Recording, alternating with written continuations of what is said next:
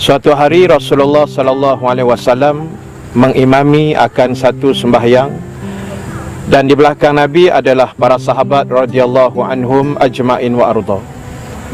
Dan setiap kali Rasulullah sallallahu alaihi wasallam menggerakkan jasadnya di dalam solat yang berkenaan, sehinggalah selesai pergerakan Nabi dan selesai Nabi menyempurnakan solat. Kemudian bangun seorang sahabat, Sayyidina Umar radhiyallahu an, bertanya kepada Nabi, "Ya Rasulullah, bagaimana dalam solat tadi aku mendengar setiap kali kamu bergerak adanya bunyi yang terbit daripada jasad kamu." Lalu Rasulullah menjawab, "Wahai Umar, mungkin kamu salah dengar akan bunyi itu. Tak ada apa bunyi yang keluar." Nabi cuba menyembunyikan sesuatu daripada sahabat. Lalu Umar dengan tegas mempersoalkan bunyi yang berkenaan, didesaknya Nabi, sehingga akhirnya Nabi mengalah dengan bunyi yang berkenaan. Lalu kata Nabi, "Benar, semasa kita solat tadi ada bunyi yang keluar daripada jasad." Dan itulah kata Nabi, bunyi sambil Nabi mengangkat kain jubahnya, dan di pinggang Nabi SAW adanya ikatan kain yang di dalamnya ada batu-batu, kerana Nabi kata, "Aku sudah 3 hari tidak menjamah makanan."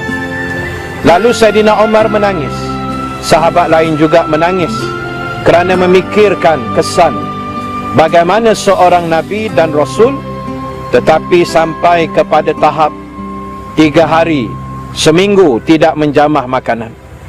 Lalu ditegur oleh Sayyidina Umar, "Kenapa engkau tidak memberitahu hal ini ataupun permasalahan ini kepada kami, wahai Rasulullah?" Lalu Nabi menjawab, "Aku bimbang," kata Nabi, "kerana di akhirat besok Allah ingin bertanya.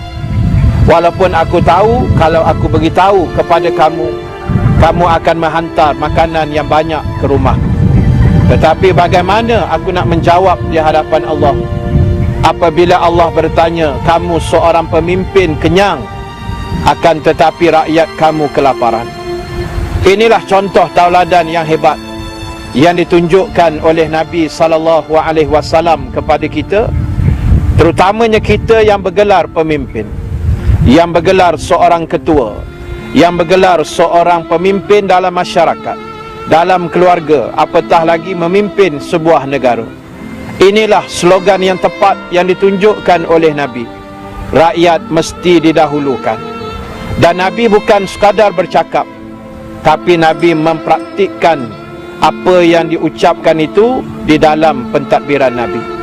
Bayangkan sahabat sahabiah sekalian, dalam suasana kita hidup hari ini, marilah kita melihat bagaimana agungnya seorang manusia yang bernama Rasulullah sallallahu alaihi wasallam, di mana kita melihat Nabi ini adalah manusia yang amat luar biasa, sehingga disebut oleh para ulama, jangan kita meletakkan ucapan kita sambil kita berkata Nabi seorang manusia biasa sahaja, sedangkan Nabi adalah manusia yang luar biasa.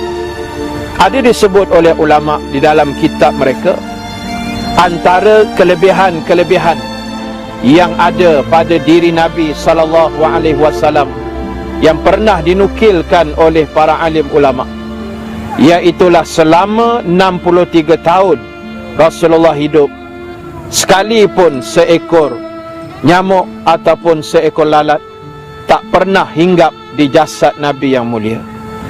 Darah Nabi harum baunya, peluh Nabi seharum kasturi.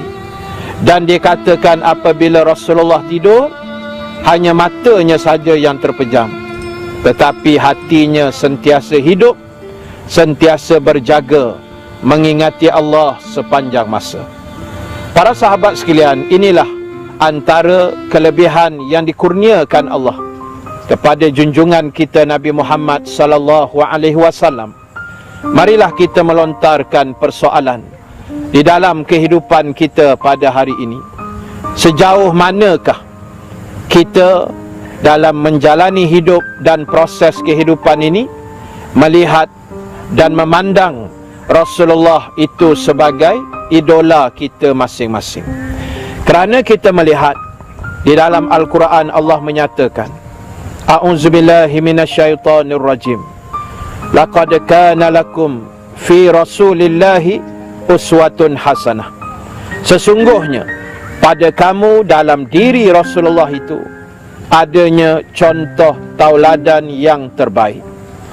Jadi apakah alasan kita pada hari ini untuk menolak dan mengenepikan jasad Nabi SAW? Apatah lagi sunnah-sunnah baginda, apatah lagi ajaran yang telah ditinggalkan oleh baginda. Maka marilah saya menyeru kepada diri saya sendiri yang bercakap dan kepada sahabat-sahabiah yang menonton dan mendengar, supaya kita melakukan perubahan di dalam kehidupan kita. Siapakah manusia yang mesti kita jadikan idola di dalam kehidupan harian? Ya, tidak lain dan tidak bukan, itulah junjungan Nabi Muhammad sallallahu alaihi wasallam. Lihat sahaja kepada Nabi, siapa yang kita nak jadi?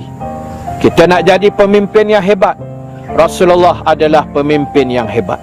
Kita nak jadi ketua keluarga yang penyayang, Nabi adalah ketua keluarga yang hebat. Jiran yang terbaik, Nabi juga adalah jiran yang terbaik. Kita nak jadi sahabat yang hebat, menyayangi sahabat yang lain, Nabi juga adalah contoh sahabat yang menyayangi para sahabat yang lain. Kita nak jadi peniaga yang berjaya, Rasulullah juga adalah seorang tajir ataupun perniaga yang hebat, yang pernah berniaga di Syam, di Yaman dan sebagainya, menjalankan dagangan dengan berlipat kali ganda. Kejujuran inilah yang mesti kita ambil, yang mesti kita cedok. Kalaulah kita mengaku umat Nabi Muhammad sallallahu alaihi wasallam, sedangkan dalam hidup kita hari ini langsung kita tidak menterjemahkan sunnah dan juga perlakuan kepada Nabi sallallahu alaihi wasallam, ataupun kepada apa yang pernah Nabi tinggalkan kepada kita dari sudut akhlak, ajaran, cara hidup, tingkah laku dan juga tutur bicara Nabi, maka ayuh para sahabat sekalian, jangan kita lupa, hidup kita hanyalah sementara, dan Rasulullah itulah yang bakal menjadi orang yang pertama yang diizinkan Allah untuk memberi syafaat kepada umat pada hari akhirat.